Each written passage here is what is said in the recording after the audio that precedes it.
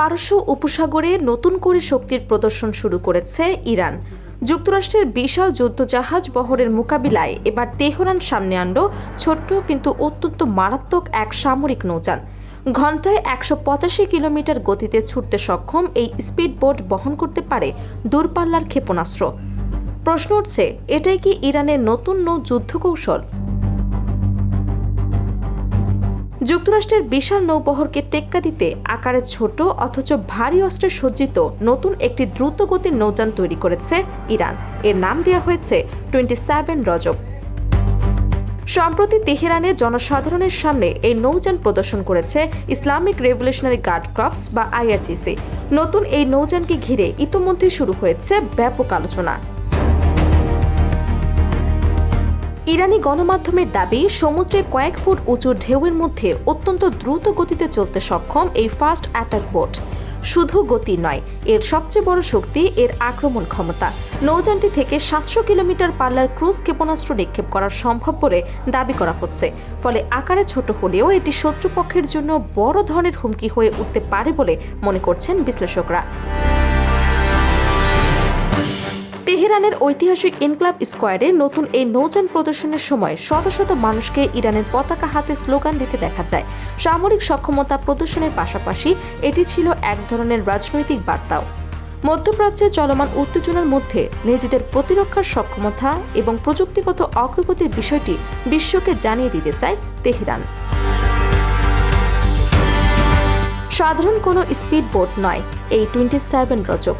ইরানের সংবাদ মাধ্যমগুলো একে গতি, ক্ষিপ্রতা এবং দূরপাল্লার হামলা চালানোর সক্ষমতার সমন্বয় তৈরি করেছে একটি আধুনিক সামরিক প্ল্যাটফর্ম হিসেবে বর্ণনা করে।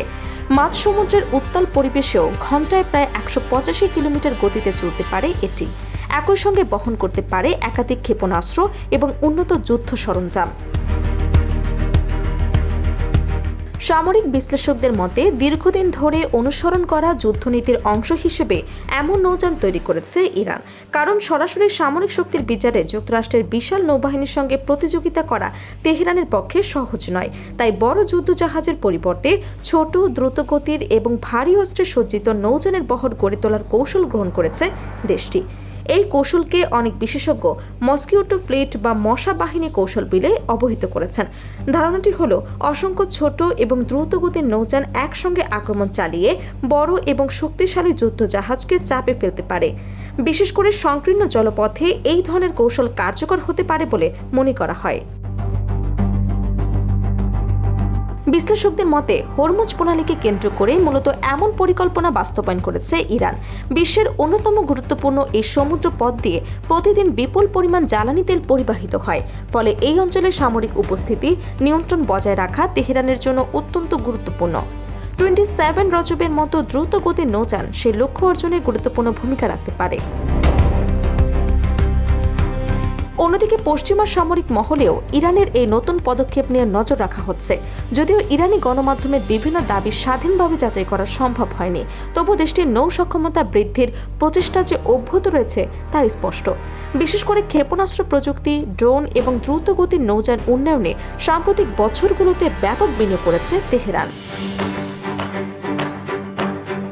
সব মিলিয়ে 27 রজব শুধু একটি নৌযান নয়, বরং ইরানের সামরিক কৌশলের একটি গুরুত্বপূর্ণ প্রতীক হিসেবেই দেখা হচ্ছে। বড় শক্তিগুলোর বিরুদ্ধে অসম যুদ্ধের বাস্তবতাকে মাথায় রেখে ছোট কিন্তু আক্রমণক্ষম প্ল্যাটফর্ম তৈরির যে নীতি অনুসরণ করছে তেহরান, নতুন এই ফাস্ট অ্যাটাক বোট তারই সর্বশেষ উদাহরণ। এখন দেখার বিষয়, পারস্য উপসাগর এবং হরমুজ প্রণালীর কৌশলগত সমীকরণে এই নতুন সংযোজন কতটা প্রভাব ফেলতে পারে।